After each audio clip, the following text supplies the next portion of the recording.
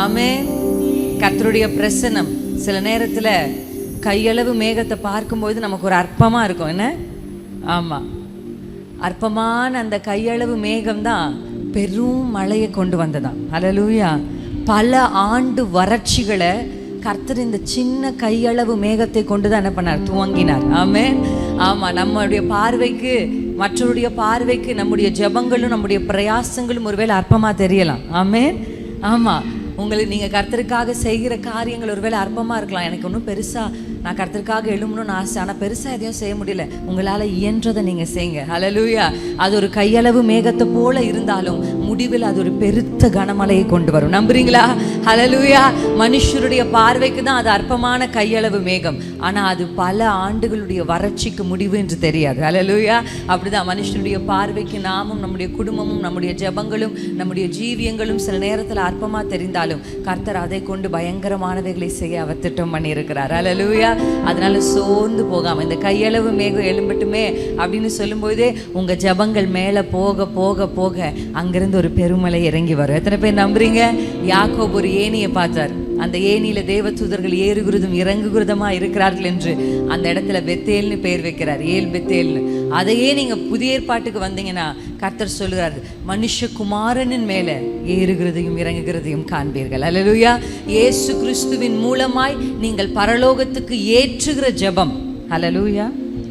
இயேசு கிறிஸ்துவின் மூலமாய் நீங்கள் பரலோகத்துக்கு ஏற்றுகிற ஆராதனை கண்டிப்பா கனத்தையும் மகிமையையும் மேன்மையும் இறக்கி கொண்டு வரும். அல்லேலூயா.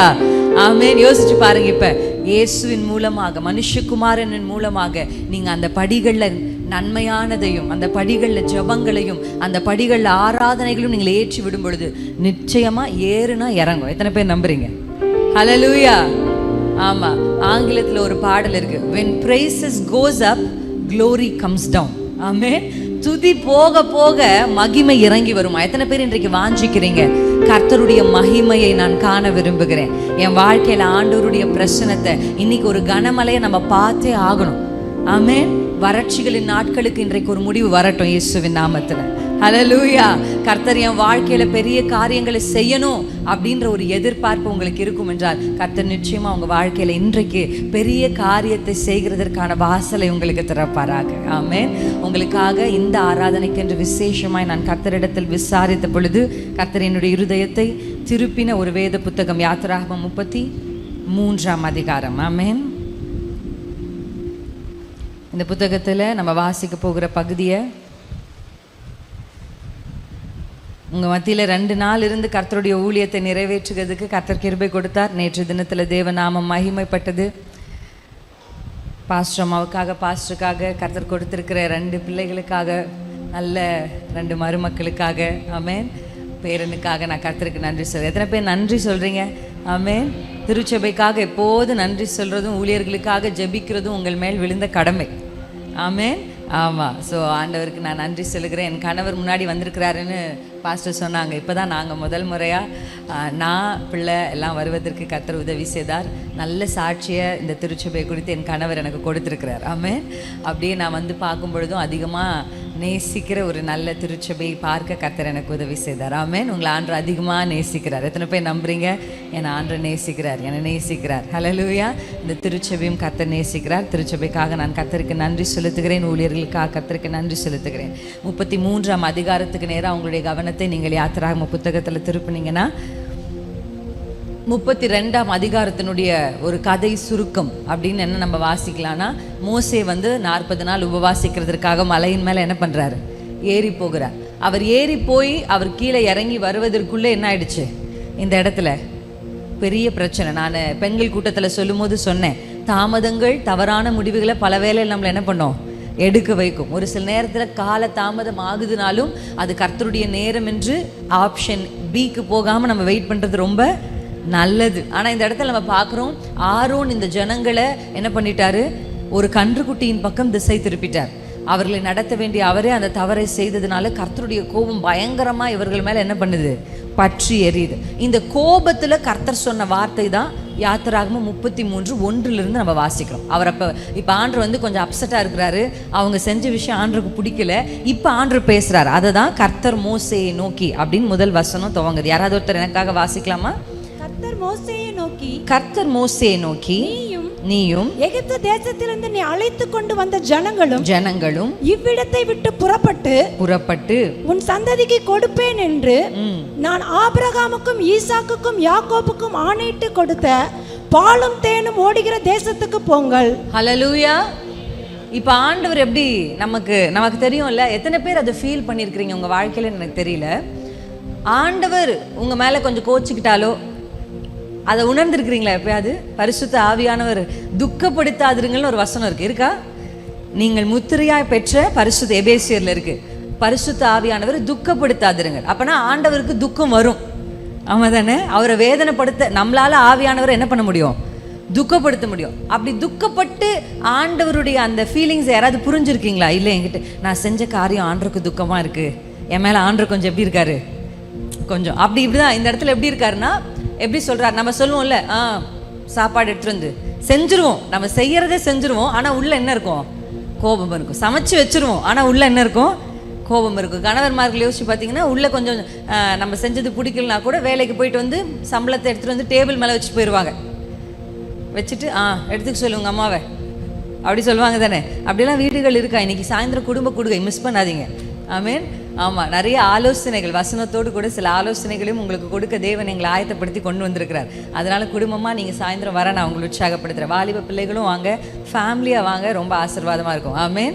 ஓகே, இங்கே நம்ம வாசிக்கிறோம், ஆண்டவருக்கும் இவர்கள் செய்த காரியம் ஒரு கோபமாக இருந்தால் ஆண்டவர் சொல்கிறாரு, நான் ஆபிரகாமுக்கும் ஈசாக்குக்கும் யாக்கோபுக்கும் வாக்கு பண்ணினேன், அந்த பாலும் தேனும் ஓடுகிற தேசத்துக்கு நீங்கள் என்ன பண்ணுங்க.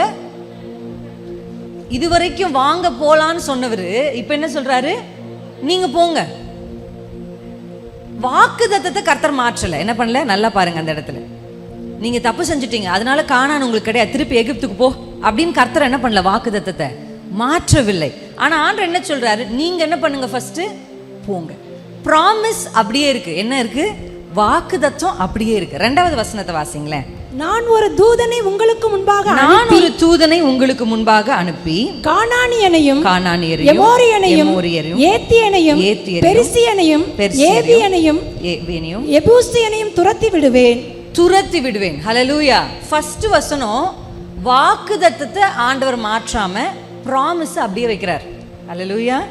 2வது ப்ரொடெக்ஷனையும் அப்படியே வைக்கிறார், பாதுகாப்பையும் அப்படியே வைக்கிறார். என்ன பண்றாரு? தப்பு செஞ்ச உடனே என்ன பண்ணல? உங்க கூட அனுப்புறேன். யார் அனுப்புறேன்? ஒரு தூதன் அனுப்புறேன்.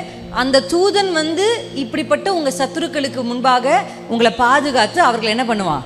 துரத்தி விடுவான். இப்ப 2 விஷயம் அங்க அப்படியே இருக்கு. என்ன இருக்கு?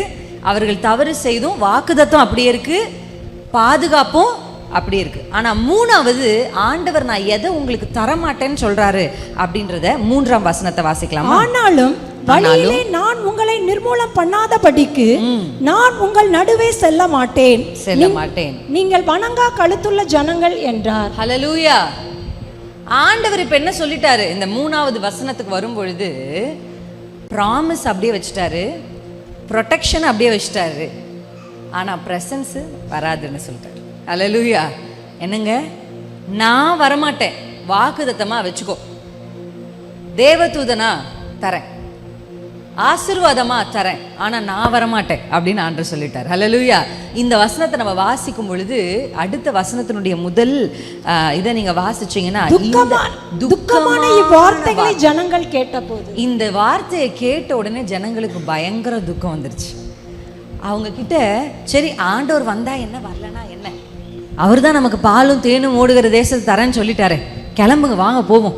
சரி அவர் வந்தா என்ன, வரலனா என்ன, அவர் தான் ஒரு தூதனை அனுப்புறேன்னு சொல்லிட்டாரு, வாங்க கிளம்புவோம் அப்படின்னு இவங்க கிளம்பல. இந்த வார்த்தைகளை கேட்கும்பொழுது கர்த்தர், நீங்க போங்க, நான் வரமாட்டேன், ஆனா வாக்குத்தத்தம் நிறைவேறும், உங்களுக்கு பாதுகாப்பு இருக்கும். இது 2ஐயும் கர்த்தர் கொடுத்துட்டு தேவ பிரசன்னத்தை மட்டும் முடியாது, நான் செல்ல மாட்டேன் அப்படின்னு சொன்னார். இப்பதான் இஸ்ரவேல் ஜனங்களுக்கு ஒன்று புரியுது. வாக்குத்தத்தத்தை விட, எனக்கு கொடுக்கிற பாதுகாப்பை விட, எனக்கு கொடுக்கப்படுகிற மேன்மையை விட அவருடைய பிரசன்னம் தான் ரொம்ப முக்கியம் என்றத அன்னைக்கு தான் அவங்க உணர ஆரம்பிக்கிறாங்க. ஹல்லேலூயா. இதுவரைக்கும் தேவ பிரசன்னத்தை குறித்த கவலையோ தேவ பிரசன்னத்தை குறித்த உணர்வோ இல்லாத இந்த ஜனங்களுக்கு இப்போ ஒரு துக்கம் வந்து தாக்குது. துக்கத்திலே 2 துக்கம் இருக்கு. 2 துக்கம், 2 விதமான துக்கம். 1 லௌகீக துக்கம், என்னங்க? லௌகீக துக்கம். இரண்டாவது மனம் திரும்புதலுக்கு ஏற்ற துக்கம். சொல்லுங்க, லௌகீக துக்கம், மனம் திரும்புதலுக்கு ஏற்ற துக்கம். இந்த லௌகீக துக்கம்னா என்னன்னா உலக பிரகாரமான கவலைகள். இது வேணும், அது வேணும், இது இல்லை, அது இல்லை, அது நமக்கு தேவை, இது நமக்கு தேவை, இப்படி நமக்குள்ள உறவுகளுக்குள்ள வருகிற சண்டைகளினால ஏற்படுற துக்கம். இது பேர் லௌகீக துக்கம். ஆண்டவர் இந்த துக்கம் வேண்டாம் என்று சொல்லுகிறார். ஏன் சொல்லுகிறார்? யாரை காமிச்சு சொல்லுகிறாரு? பட்சிகளை காண்பிச்சு பார், அவைகள் உழைக்குதா, நூறுக்குதா, பாத்தியா, நான் அதை போஷிக்கிறேன். பரமபிதாவால் அதை போஷிக்க முடியும். உங்களுக்கு ஒருவேளை எப்பெல்லாம் பயங்களும் திகைப்பும் வருதோ உங்களை சுற்றி பார்க்கணும். இன்னைக்கு நிறைய பேரை பிசாசு இப்படியே அடிமைப்படுத்திட்டான். ஆமாம் தானே? பெரியவர்களால் கூட ஜெயிக்க முடியாத ஒரு விஷயமா இந்த மொபைல் ஃபோன் இப்போ ஆயிடுச்சு. இப்படியே இருக்கிறான். நான் நேற்று தினத்தை நாங்கள் இங்கே பிரயாணப்பட்டு வரும்பொழுது நாங்கள் சேருகிறதுக்கு ராத்திரி ஆயிடுச்சு. நாங்கள் ராத்திரி நல்ல கிட்ட நம்ம ஊர்கிட்ட வரும்போது அவ்வளோ ஒரு அழகான நிலவு, ஃபுல் மூன், அவ்வளோ நல்லா இருந்துச்சு. நாங்கள் காரில் ட்ராவல் பண்ணும்போது அந்த நிலாவை பார்த்துட்டு அப்படியே ட்ராவல் பண்ணும்போது அவ்வளோ அழகாக இருந்தது அந்த காட்சி பார்க்குறதுக்கு. அப்போ நான் சொன்னேன், இப்படி தானேப்பா ஒரு நாள் வனாந்திரத்தில் நானும் என் கணவரும் பேசிக்கிட்டு இருந்தோம். இப்படி தானேப்பா ஒரு நாள் எங்கேயோ வனாந்திரத்துலையோ எங்கேயோ தாவீது படுத்துட்டு இப்படி மல்லாக்கப்படுத்திட்டு பார்த்துருப்பாரு. இப்போ என் கண்ணு எப்படி அந்த நிலாவை பார்க்குதோ அதே மாதிரி தாவீது கண்ணு அந்த நிலாவை பார்த்துருக்காதா? அந்த நிலாவை தாவீது பார்த்து ஒரு வசனத்தை எழுதுறாரு. என்னது? நான் நிலாவை பார்க்கும் போதும் இந்த விண்மீன்களை நான் நோக்கும் போதும் நீர் என்னை விசாரித்து நீர் என்னை நடத்துவதற்கு நான் எம்மாத்திரம்னு எழுதுறார். ஹல்லேலூயா. இந்த வசனத்தை யோசிச்சு பாருங்க. அவருடைய கண்கள் கர்த்தருடைய சிருஷ்டிப்பின் பிரம்மாண்டத்தை பார்க்கும்போது அவர் யோசிக்கிறாரு, இவ்வளவு பிரம்மாண்டமான, இவ்வளவு அழகான, இவ்வளவு நேர்த்தியான நிலாவை, நட்சத்திரங்களை, சூரியனை, இவ்வளவு அழகான எல்லாவற்றையும் படைத்த என் தேவன் அதையெல்லாம் விட்டுட்டு அற்பமான ஒரு இவ்வளோ பெரிய உலகத்துல இத்தனை மில்லியன் ஜனங்கள் வாழுகிற இடத்துல என்னை நீர் நினைக்கிறதற்கு நான் எம்மாத்திரம்னு பாடுறார். ஹல்லேலூயா. அதனால நிறைய நேரத்தில் ஃபோனு, வீடு இப்படி அடைப்பாக இருக்கிறத விட கொஞ்ச நாள் வெளியில் போகிறது, மொட்டை மாடிக்கு போகிறது, இல்லை மேலே போகிறது, கொஞ்சம் கர்த்தர் செய்த சிருஷ்டிகள் எல்லாம் பார்க்குறது, அதிலிருந்து கர்த்தர், ஏன்னா ஆண்டவர் சொல்லித்தராரு, பட்சிகள்லேருந்து சொல்லித்தராரு, எறும்புலேருந்து சொல்லித்தராரு இல்லையா, குழிமுசல்களை பார்த்து அதிலிருந்து சொல்லித்தராரு. இப்படி வேத புத்தகத்தில் விலங்குகளை கை காண்பிச்சே கர்த்தர் நிறைய பாடங்கள் நமக்கு சொல்லித்தரார். அப்படி இருக்கா பைபிளில்? அதை பாரு, இதை பாரு, இங்கே பாரு அப்படின்னு சொல்லி கர்த்தர் கை காண்பிச்சு இந்த பூமியில் வாழ்ந்த காலத்தில் எவ்வளவோ உவமைகளையும் எவ்வளவோ அடையாளங்களையும் நமக்கு சொல்லியிருக்கிறார். அதனால கொஞ்சம் இந்த ஃபோனு அந்த இதெல்லாம் நீங்கள் ஒரு நிமிஷம் ஓரம் வச்சுட்டு கர்த்தர் செய்த இதை தான், எப்படி என்னுடைய அத்தை தான் எனக்கு இந்த வார்த்தையை சொல்லி கொடுத்தாங்க. நான் நிறைய இடத்துல இது சொல்லியிருக்கிறேன். என்னென்னா ஜெப தியானம். அல்லேலூயா. ஜெப தியானம் என்பது என்ன தெரியுமா? நம்ம ஜெபிக்கிறதுனாலே வாய் திறந்தோன்னா கடை நமக்கு என்ன சொல்லணுமோ என்ன பேசணுமோ எல்லாத்தையும் பேசி முடிச்சு, அப்பா இன்னைக்கு 1 மணி நேரம் ஜெபிச்சு முடிச்சிட்டேன்ப்பா அப்படின்ற ஒரு திருப்திக்குள்ளே நீங்கள் போயிடுவீங்க. ஜெப தியானம் என்பது என்ன தெரியுமா? தேவ சமூகத்தில் குவையட்டாக போய் கர்த்தருடைய பாதத்தில் அமர்ந்து, இதுவரையிலும் என்னை கர்த்தர் எப்படி நடத்தியிருக்கிறார், என் குடும்பத்தை எப்படி நடத்தினார், 2012ஆம் வருஷத்தில் நான் சந்தித்த பெரிய பிரச்சனை, ஆனால் இன்னைக்கு அந்த பிரச்சனையை அடிச்சுவடுகளே இல்லாத மாதிரி கர்த்தர் என் குடும்பத்தை எப்படி பாதுகாத்தார். ஹல்லேலூயா. என் திருமணத்தை ஆன புதுசில் எவ்வளோ வேதனைகளை நான் சந்தித்தேன், ஆனால் இன்னைக்கு அந்த வேதனையெல்லாம் இல்லாமல் சுகமாக இருக்கிற ஒரு வாழ்க்கை கர்த்தர் எனக்கு கொடுத்துருக்கிறார். யோசிச்சு பார்க்கணும். எத்தனை பேர் ஆமேன்னு சொல்கிறீங்க? ஆமேன். அதான் ஜெப தியானம். கர்த்தர் எனக்கு செய்த நன்மைகளை நினைச்சு பார்க்கணும். தாவீது அவ்வளோ அழகா எழுதியிருந்தாலும் ஃபாதர் அவ்வளோ அழகா அதுக்கு மெட்டு போட்டிருக்காரு. என்ன போட்டிருக்காரு? நிலாவை பார்க்கும் போதும். தெரியுமா அந்த பாட்டு? நீங்கள் பார்க்குறத பார்த்தா உங்களுக்கு தெரியலன்னு நினைக்கிறேன். விண்மீன்கள் நோக்கும் போதும் என்னை நினைத்து விசாரித்து நடத்த நான் எம்மாத்திரம் ஐயா. நான் ஹாஸ்டல் இருந்த காலத்தில் ஹாஸ்டலில் துணி துவைக்கிறதுக்கு ஒரு கல் வச்சுருப்பாங்களா? நின்று துவைக்கிற மாதிரி கல் இருக்குது, உட்காந்து துவைக்கிற மாதிரி கல் இருக்குது. ஆனால் எங்கள் ஹாஸ்டலில் இருந்தது நின்றுட்டே துவைக்கிற மாதிரி கல். இந்த நின்று துவைக்கிற மாதிரி இருக்கிற கல்லுக்கு மேலே போய் நான் உட்காந்துப்பேன். நைட்டில் எல்லாம் துவைச்சி முடிச்சு எல்லாம் ஆறி இருக்கும். அது மேலே அப்போ மேலே மொட்டை மாடியில் துணியெல்லாம் காய போட்டிருப்பாங்க. ஸோ துணிக்கு பின்னாடி தான் இந்த கல் இருக்கும். ஒருத்தருக்கு அந்த கல்லுக்குள்ளே உட்காந்துருக்கிறது அந்த துணிக்குள்ளே வந்து பார்த்தா தான் தெரியும். அப்படி ஒரு சீக்ரெட் பிளேஸ் அது. அந்த கல் மேலே நான் உட்காந்து இப்படி ஒரு நிலாவை பார்த்து இந்த வார்த்தைகளை பாடி நான் அழுதுருக்கிறேன். ஏன்னா யாரும் பார்க்காத ஆழங்களை பார்க்கிற ஒரு தகப்பன் உங்களுக்கு உண்டு. ஹல்லேலூயா. யாரும் புரிந்து கொள்ளாத உணர்வுகளை புரிந்து கொள்ளுகிற ஒரு நேசர் உங்களுக்கு உண்டு. ஹல்லேலூயா. அந்த நிலவை பார்த்து நான் பாடி இருக்கிறப்பா, எங்க அப்பா கூட என்ன மறந்துறாரேப்பா. நான் என்ன படிச்சேன்னு எங்க அப்பா கேட்டா அவருக்கு தெரியல. என் பிள்ளை எங்க இருக்குன்னு கேட்டா அவரை என்ன விசாரிக்கல. ஆனா கர்த்தருடைய வேதம் சொல்லுகிறது, நிலாவை பார்க்கும் பொழுது விண்மீன்களை நோக்கும் போதும் நீர் என்ன நினைப்பதற்கும் நீர் என்ன விசாரிப்பதற்கும் நான் எம்மாத்திரம்னு கண்ணீர் விட்டு இந்த பாட்டை நான் பாடியிருக்கிறேன். எத்தனையோ நாட்கள், ஒவ்வொரு நாளும் எப்பெல்லாம் என் கண்கள் நிலாவை பார்க்குதோ அப்பெல்லாம் கர்த்தர் என்னை எப்படி நினைத்தார், என்னை எப்படி விசாரித்தார் என்று சொல்லி அவரை நான் மகிமைப்படுத்திருக்கிறேன். அல்லேலூயா. இன்னைக்கு நான் உங்களுக்கு சொல்றேன், தேவ சமூகம், கர்த்தருடைய பிரசன்னம் அந்த நாள்ல அந்த ஜனங்களுக்கு அந்த நன்றி உணர்வு இல்லாம அவங்க இஷ்டத்தின்படி வாழ்ந்தாங்க. கர்த்தர் சொன்னாரு, உனக்கு வாக்குத்தத்தத்தை கொடுத்துடுறேன், உனக்கு தேவதூதனை கூட அனுப்பிடுறேன், ஆனா நான் வரமாட்டேன்னு சொல்லும் பொழுதுதான் அவர்களுக்குள்ள ஒரு உணர்வு வர ஆரம்பிக்குது, அவர்களுக்குள்ள ஒரு துக்கம். இதுதான் மனம் திரும்புதலுக்கு ஏதுவான துக்கம். உலக பிரகாரமான துக்கம் வேண்டாம்னு வேதம் சொல்லுது, ஆனா மனம் திரும்புதலுக்கு ஏதுவான துக்கம் வேண்டும்னு வேதம் சொல்லுது. ஹல்லேலூயா, ஹல்லேலூயா. இந்த துக்கம் வந்து இவர்கள் எல்லாம் புலம்பிக் கொண்டிருக்கும் பொழுதுதான் நம்முடைய மோசே போய் தேவ சமூகத்துல ஜெபிக்கிறார். எல்லாராலையும் கர்த்தருடைய சமூகத்துல பழைய ஏற்பாட்டுல போய் அப்படி ஈஸியா என்ன பண்ண முடியாது, ஆக்சஸ் பண்ண முடியாது. ஆமா தானே? ஆனா புதிய ஏற்பாட்டுல இன்னைக்கு பாருங்க, நீங்க வாய் திறந்து அப்பான்னு கூப்பிட்ட உடனே அவருடைய சமூகம் உங்களை இருந்து நிரப்புதா இல்லையா? ஹல்லேலூயா. மோசேயை விட நீங்க ரொம்ப பிரஷியஸ் கர்த்தருடைய பார்வையில. ஹல்லேலூயா. ஆபிரகாம் ஒருவேளை வாக்குத்தத்தத்துக்கு தகப்பனா இருக்கலாம், ஆனா உங்களை என்ன போல மேன்மையானவைகளை ஆபிரகாம் என்ன பண்ணல, அனுபவிக்கல. எத்தனை பேர் ஆமென்னு சொல்றீங்க? தாவீது எவ்வளோ பாடல்களை பாடியிருக்கலாம், ஆனா உங்களுக்கும் எனக்கும் கிடைச்ச மாதிரி பரிசுத்த ஆவியானவர் தங்கி தாபரிக்கிற ஆலயமாய் கர்த்தர் இன்றைக்கு பரிசுத்தவான் நம்மை மாற்றிருக்கிறார். எத்தனை பேர் அதுக்கு ஆண்டவருக்கு நன்றி சொல்லுவீங்க? ஹல்லேலூயா. நன்றி சொல்ல சொல்ல கிருபை பெருகும் உங்க வாழ்க்கையில. ஆமென். நான் ஆண்டவருக்கு எப்படியெல்லாம் நன்றி சொல்லுவேன் தெரியுமா? அப்பா, என் மனசு நினைக்கும் போது என் கை தூக்குதே, அதுக்காக நன்றிப்பா. நடக்கணும்னு நான் நினைக்கும் போது என் கால் நடக்குதுல்ல, அதுக்காக நன்றிப்பா. நீங்க போய் கேட்டு பாருங்க, நியூரோ ப்ராப்ளம் இருக்கிறவங்களுக்கு, அவங்களுக்கு கையை தூக்கணும்னு ஆசை, ஆனா கை மேலே ஏறாது.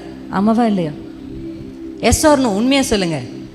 நான் ஹாஸ்பிட்டலில் வேலை செஞ்சதுனால இந்த நியூரோ ஐசியூக்கெல்லாம் போனால் தலையில் ஃபுல்லாக ஆப்ரேஷனை பண்ணி அப்படி ஒரு கட்டி அந்த அவர்களை அப்படியே படுக்க வச்சுருப்பாங்க. அவங்க உயிரோடு இருக்கிறாங்களான்னு கூட தெரியாது, அந்த அளவுக்கு இருக்கும். அந்த அந்த அந்த ஐசியூக்குள்ளே போகும்போதே அவ்வளோ ஒரு வேதனையாக இருக்கும். ஆனால் இன்றைக்கு நீங்கள் நினைக்கிறது, வாலிப பிள்ளைங்கள்லாம் இங்கே இருந்தீங்கன்னா, உங்கள் மனசு நினைக்கிறது உங்கள் கை செய்தே, அதுவே தேவ கிருபை தான். ஹல்லேலூயா. அப்படியெல்லாம் நீங்கள் கர்த்தருக்கு நன்றி சொல்ல ஆரம்பிச்சிங்கன்னா நன்றி சொல்கிறதுக்கு உங்களுக்கு நேரம் பத்தாது. அல்லேலூயா. அவ்வளவு திரளான நன்மைகளை நமக்கு கர்த்தர் நம்முடைய வாழ்க்கையில செய்திருக்கிறார். ஆமென். இந்த பிரசன்னம் வராது, ப்ரொடெக்ஷன் வரும், ப்ராமிஸ் வரும், ஆனா பிரசன்னம் வராதுன்னு ஆண்டவர் சொன்ன உடனே மோசே ஜெபித்த ஜெபம் 15ஆம் வசனத்துல வாசிக்கலாமா? மோசே போய் ஆண்டவர்கிட்ட பேசுறார். அப்பொழுது அவன் அவரை நோக்கி, உம்முடைய சமூகம் என்னோட கூட செல்லாமற் போனால் எங்களை இவ்விடத்திலிருந்து கொண்டு போகாதிரும். ஆண்டவரே, உங்க பிரசன்னமும் உங்க சமூகமும் வரலனா நாங்க போறது இல்ல. அல்லேலூயா. எப்படி சொல்றாரு பாருங்க, என்ன ஒரு ஜெபம். ஆண்டவரே, உங்க சமூகம் இல்லைனா நாங்க போறது இல்ல. எங்களுக்கு வாக்குத்தத்தத்தை விட நீங்க தான் முக்கியம்ப்பா. ஆமென். எங்களுக்கு தூதனிடத்திலிருந்து வேண்டாம், உம்மிடத்திலிருந்து. அல்லேலூயா. 38 வருஷம் பெதஸ்தா குளத்தண்டையில உட்கார்ந்து ஒரு அற்புதத்துக்காக ஒருவன் எதிர்பார்த்தான். அவன் எதிர்பார்ப்பெல்லாம் என்ன சொல்லுங்க? தேவ தூதன் வந்து குளத்தை கலக்கணும். கலக்கின உடனே நான் போய் என்ன பண்ணணும்? இறங்கணும். அவன் எதிர்பார்ப்பெல்லாம் தூதன் மேல இருந்தது.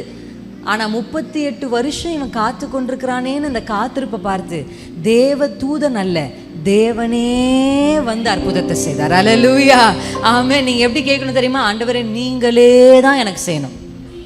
அல்லேலூயா.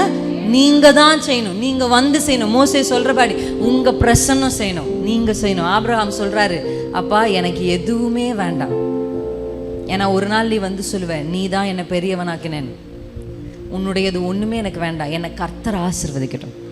ஆமென். நீங்க அப்படி ஜெபிக்கணும். ஆண்டவரே, நீரே எனக்கு எல்லாவற்றையும் செய்யணும், நீங்க என் பிள்ளைய வளர்க்கணும், உங்க சமூகம் என் பிள்ளைய நடத்தணும், உங்க சமூகம் எங்க வீட்டை நடத்தணும், நீரே அதை செய்யணும். தேவதூதன் வருகிறான, தேவதூதன்லாம் வேணாப்பா, அதெல்லாம் செகண்ட் ஆப்ஷன் தான், எங்களுக்கு நீங்க தான் வேணும் அப்படின்னு. அடுத்த வசனத்தை வாசிங்களேன். அவர் கேட்கிறாரு, அல்லேலூயா. எனக்கும் உமது ஜனங்களுக்கும் உம்முடைய கண்களிலே கிருபை கிடைத்தது என்பது எதினால் அறியப்படும்? நீர் எங்களோட வருவதினால் அல்லவா? அல்லவா.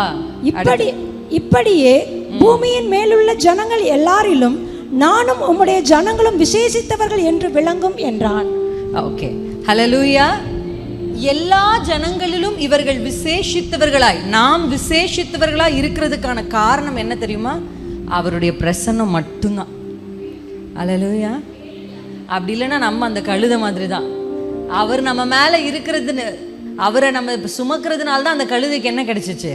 வரவேற்பு. அதை முடிச்சோடனே அந்த கழுதையுடைய கதை என்னாச்சுன்னு தெரியுமா உங்களுக்கு? எங்கே போச்சுன்னு தெரியுமா?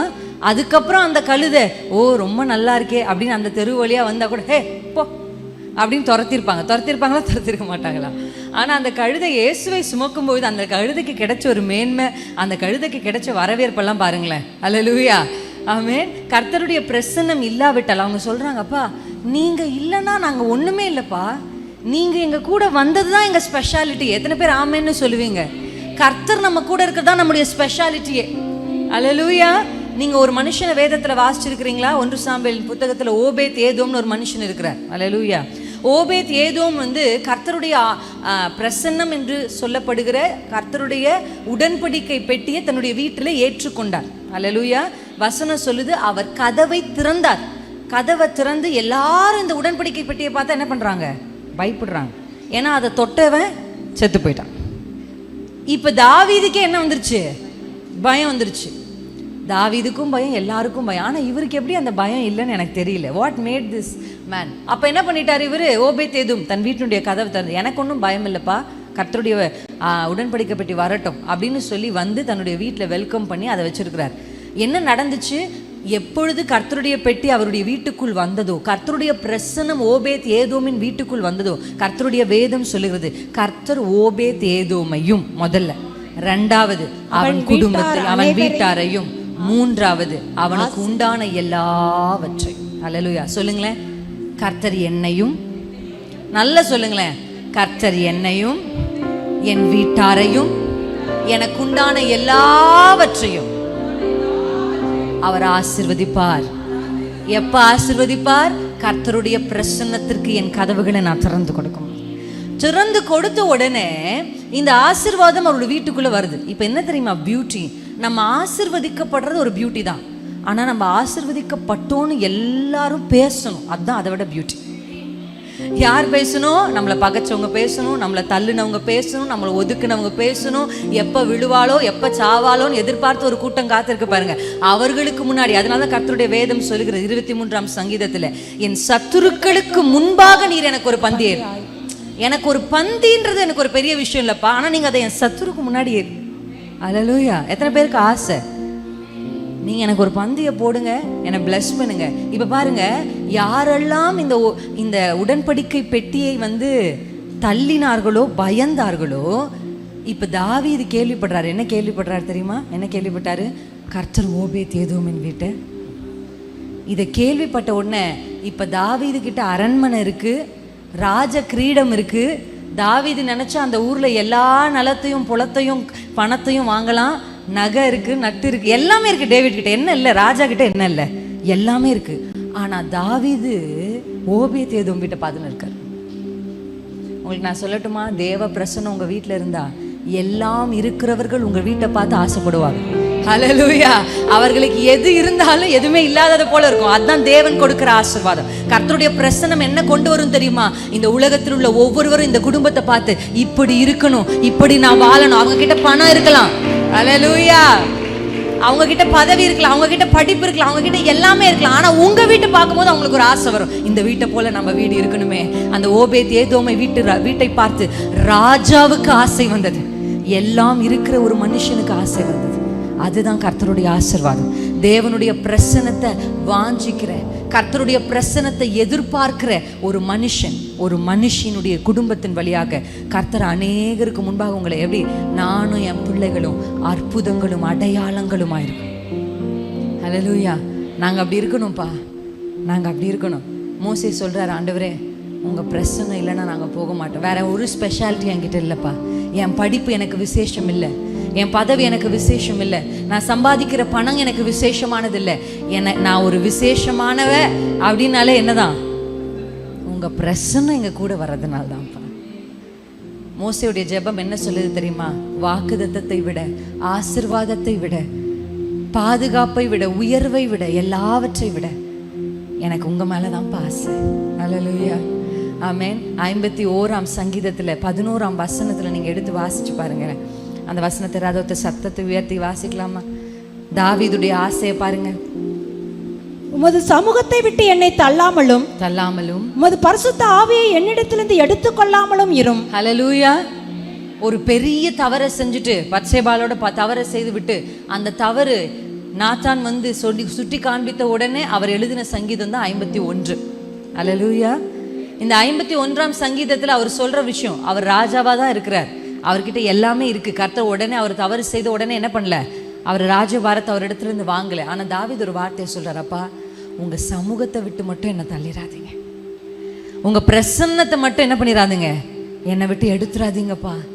உங்க பரிசுத்த ஆவியானவர் என்னை விட்டு என்ன எனக்கு எது போனாலும் சரி. தாவீதுடைய வார்த்தை என்ன, எனக்கு என்ன போனாலும் சரி, ராஜபாரம் போனாலும் சரி, எது போனாலும் சரி, எனக்கு தேவை உங்க பிரசன்னம் தான். ஹல்லேலூயா. தேவ பிரசன்னத்தை முக்கியப்படுத்துகிற ஒவ்வொருவருடைய வீட்டிலும், ஒவ்வொருடைய குடும்பத்திலும், ஒவ்வொருடைய வாழ்க்கையிலும் கர்த்தருடைய ஆசீர்வாதம் வந்து தங்கும். எத்தனை பேர் நம்புறீங்க?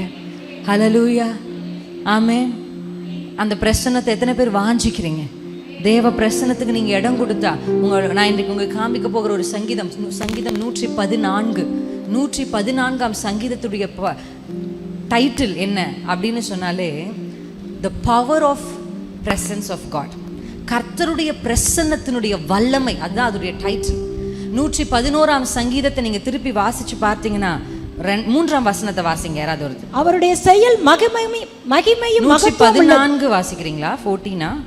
111. கடல் கண்டு விலகி ஓடிற்று, யோர்தான் பின்னிட்டு திரும்பினது. ஹல்லேலூயா. இந்த இடத்துல நம்ம அடுத்தடுத்த வசனங்களை வாசிக்கும் பொழுது நமக்கு எல்லாருக்குமே தெரியும், செங்கடல் 2ஆ பிளந்துச்சா இல்லையா?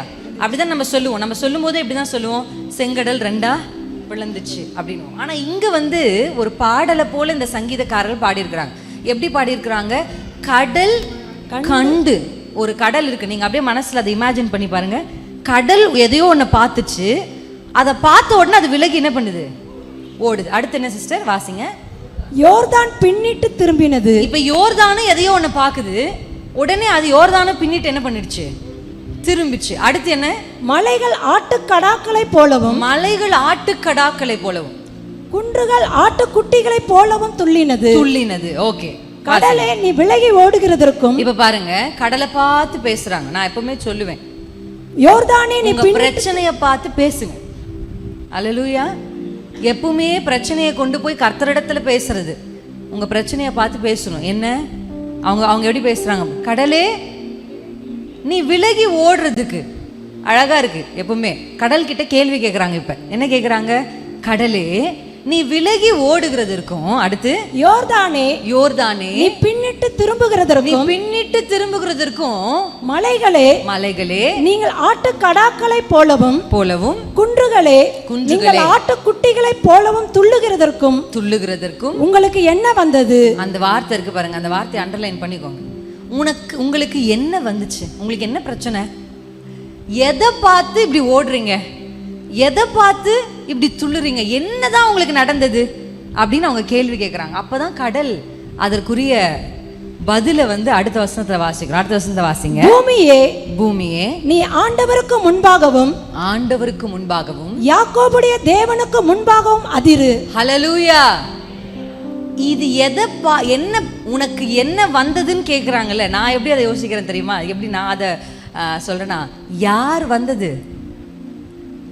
வந்தது கடலை பார்த்து கேட்டா, யாரை பார்த்து இப்படி ஓடுற கடலே அப்படின்னா அது சொல்லும் யார?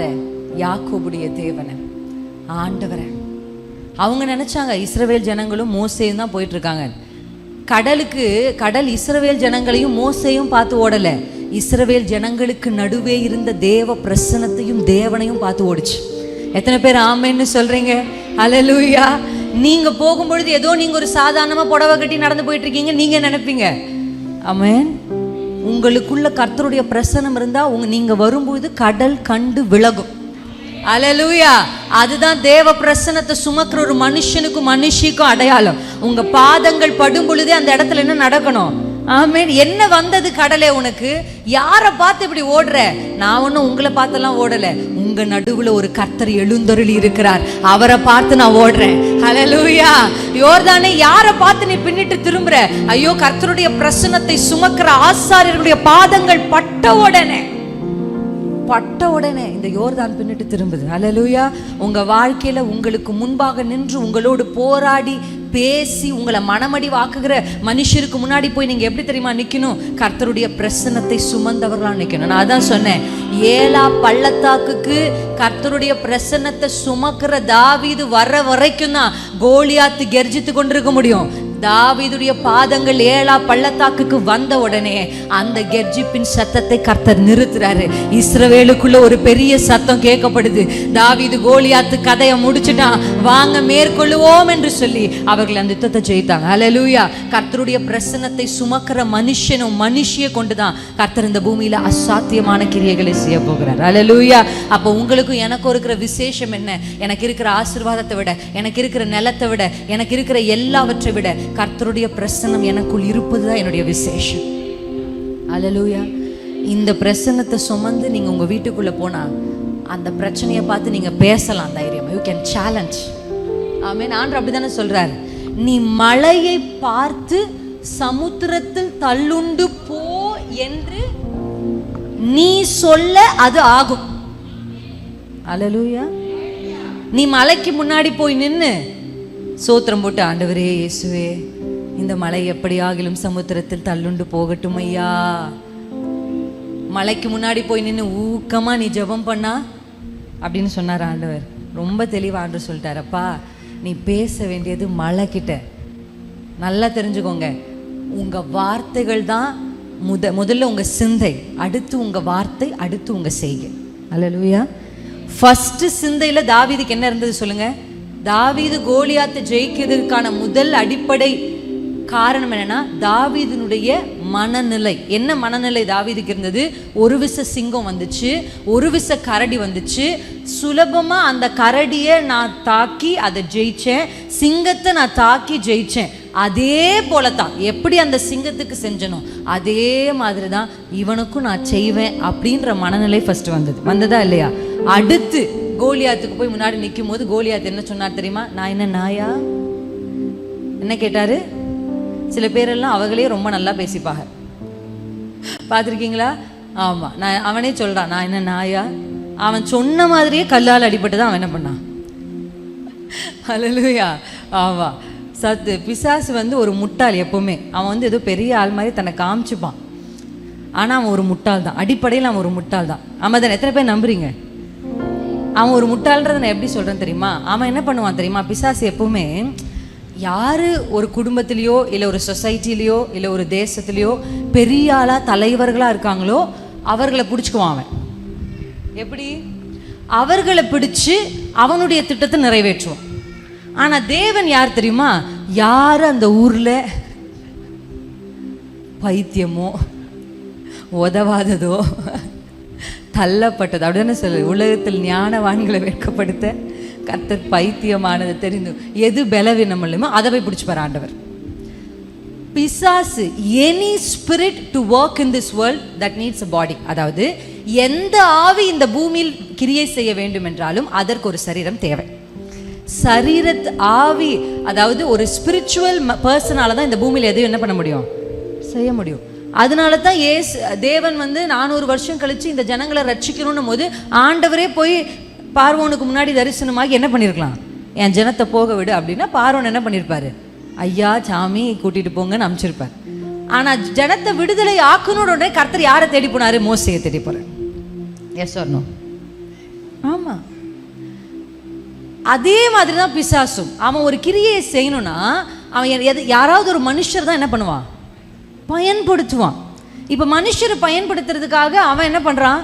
வேத புத்தகத்தில் நீங்கள் போய் வாசிச்சிங்கன்னா, யாத்திராகம் நேற்றுக்கும் நம்ம அந்த காரியத்தை வாசித்தோம். 1ஆம் அதிகாரத்தில் இவன் கொண்டு போய் இவன் நேராக யாரை போய் பிடிச்சான்? எந்த ராஜாவை பிடிச்சான்? எந்த ராஜாவை பிடிச்சான்? நல்லா பாருங்க, பார்வோன் ராஜாவை பிடிச்சானா இல்லையா? பிடிச்சு பார்வோன் ராஜாவுக்குள்ள ஒரு ஐடியாவை கொடுக்குறான். என்ன? எல்லா ஆண் பிள்ளையும் கற்பம் திறந்து இந்த இஸ்ரவேல் ஜனங்களுக்கு, யூத ஜனங்களுக்கு பிறக்கிற எல்லா ஆண் பிள்ளையும் என்ன பண்ணணும்? கொலை செய்யணும். இந்த கொலை செய்யணுன்ற திட்டம் அவனுக்குள்ள வந்த அதான் வார்த்தை எப்படி அங்க இருக்கு. நீங்க போய் 1ஆம் அதிகாரத்துல வாசிச்சீங்கன்னா, அவன் ஒரு உபாயத்தை பண்ணுவித்தான். உபாயம்ன்ற வார்த்தைக்கு பிளான் அப்படின்னு அர்த்தம். நேத்தே நான் சொன்னேன், எப்பவுமே பிசாசு பிளான் பண்ணி தான் எதையுமே செய்வான். தற்செயலா என்ன பண்ண மாட்டான்? செய்ய மாட்டான். அப்ப அவன் ஒரு உபாயத்தை பண்றான். உபாயம் பண்ணி அவன் உபாயம் ரொம்ப நல்ல விஷயம்தான். ஏன்னா ஆண் மக்கள் பெருக பெருக இவங்க நமக்கு விரோதமா யுத்தம் பண்ணி ஜெயிச்சு நம்மளை என்ன பண்ணிடுவாங்க? மட்டுப்படுத்திடுவான்ற எல்லாமே சரிதான். ஆனா அவன் பொறுப்பை கொடுக்கறதுக்காக 2 பேரை கூப்பிட்டான். யாரது? மருத்துவச்சிகள். நான் ஏன் தெரியுமா கேட்குறேன்? அப்போ உங்களுக்கு தெரியுதா இல்லையா, இல்லை அந்த கதையை நான் சொல்லணுமா, இல்லை கதை சொல்லாமல் வெளிப்பாட்டை மட்டும் சொல்லாமான்றதுக்காக தான் உங்ககிட்ட கேட்குறேன். ஓகே, 2 மருத்துவச்சிகள் இல்லை, சிப்பரால் பூவால்ன்ற 2 மருத்துவச்சிகளை கூப்பிட்டு என்ன சொன்னா, இதுக்கப்புறம் எந்த பிள்ளைக்கு நீ போய் டெலிவரி பார்த்தாலும் பெண் பிள்ளைன்னா என்ன பண்ணிரு? விட்டுரு. அதே ஒரு ஆண் பிள்ளை தான் நீ கொலை செய்யணும். இப்போ பாருங்களேன், அவன் ராஜாவை பிடிச்சான், ஆனால் ஆண்டு போய் சிப்பரால் பூவாலை பிடிச்சிட்டார். இப்போ அவன் திட்டத்தை, இவ்வளோ பெரிய ராஜாவுடைய திட்டத்தை சாதாரணமான நர்சம்மா 2 பேரை வச்சு கர்த்தர் முடிச்சிட்டார். ஹல்லேலூயா. நான் உங்களுக்கு ஒன்று சொல்கிறேன், பார்க்கிறதற்கு சாதாரணமா இருக்கிறோம் என்று நீங்க உங்களை குறைச்சி எடை போடாதீங்க. உங்களுக்குள்ள இருக்கிற அபிஷேகம், நீங்க சுமக்கிற கர்த்தருடைய பிரசன்னம் பெரிய பெரிய ராஜாக்களுடைய திட்டத்தை ஒன்றுமில்லாம பண்ணுவதற்கு கர்த்தர் உங்களை அபிஷேகத்தை இன்னைக்கு வச்சிருக்கிறார். ஹல்லேலூயா. சத்துரு தன்னை பெரியவனை போல பலவான போல தன்னை எல்லாமே செய்யலாம். ராஜா அவன் கையில இருக்கட்டும், சாதாரண ஸ்திரீகள் தான். ஆனா இந்த ஸ்திரீகளை கொண்டு அந்த திட்டங்களை எப்படி கர்த்தர் உடைச்சார் பாத்தீங்களா? ஹல்லேலூயா. அவன் என்ன திட்டத்தை போட்டாலும் கர்த்தர் அற்பமான ஒரு மனுஷரை கொண்டு வந்து நிறுத்தி, பெரிய கோலியாத்துக்கு முன்னாடி சின்ன தாவீதை கொண்டு வந்து நிறுத்தி எப்படி கர்த்தர் என்ன பண்ணார்? அந்த பிளான்ஸை உடைக்கிறார். எத்தனை பேர் நம்புறீங்க? சத்துரு எத்தனை பெரிய திட்டங்களை போட்டாலும், உங்களுக்கு விரோதமாக எத்தனை பெரிய ஆயுதங்கள் எழுப்பப்பட்டாலும், அற்பமான உங்களை கொண்டு, பலவீனமான உங்களை கொண்டு, உலகம் பைத்தியம் என்று சொல்லுகிற உங்களை கொண்டு, ஹல்லேலூயா, அவைகளை ஒன்றுமில்லாமல் செய்ய என் தேவனாலே ஆகும். ஹல்லேலூயா. அதுதான் கர்த்தருடைய பிரசன்னத்தின் மகத்துவம். ஆமென். நீ மலையை பார்த்து பேசு, நீ மலையை பார்த்து பேச ஆண்டவர் சொல்றாரு.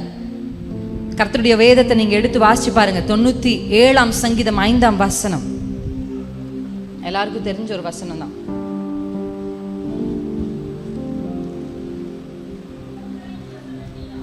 கர்த்தரின் பிரசன்னத்தினால் பர்வதங்கள் மெழுகு போல உருகிற்று. ஹல்லேலூயா. அல்லேலூயா. உங்க வாழ்க்கையில நீங்க எவ்வளவு பெரிய பர்வதத்துக்கு முன்னாடி நின்னாலும், பர்வதத்துக்கிட்ட நீங்க என்ன பண்றீங்க வேண்டாம், பர்வதத்தை பார்த்து அழ வேண்டாம், கர்த்தருடைய பிரசன்னத்தை வெல்கம் பண்ணுங்க. ஹல்லேலூயா. நான் உங்களுக்கு சொல்றேன், திடீர்னு ஒரு எடுத்துக்காட்டுக்கு ஒரு சம்பவம் சொல்றேன். திடீர்னு ஒரு பிரச்சனை, நல்லா உங்க வாழ்க்கை போயிட்டே இருக்கு, வீட்டுல சடனா ஒரு சண்டை வருது. திடீர்னு அது பேசி பேசி என்ன ஆயிடுச்சு? பெருசாயிடுச்சு. இப்போ நீங்கள் தேவ சமூகத்தில் போய் என்ன பண்ணணும் தெரியுமா? கர்த்தருடைய பாதத்தில் போய் உட்காந்து, ஆண்டவரே ஆண்டவரே இப்படி ஒரு பிரச்சனை வந்துருச்சே, இப்படி ஒரு மலை நிற்குதே, இதெல்லாம் விட்டுருங்க.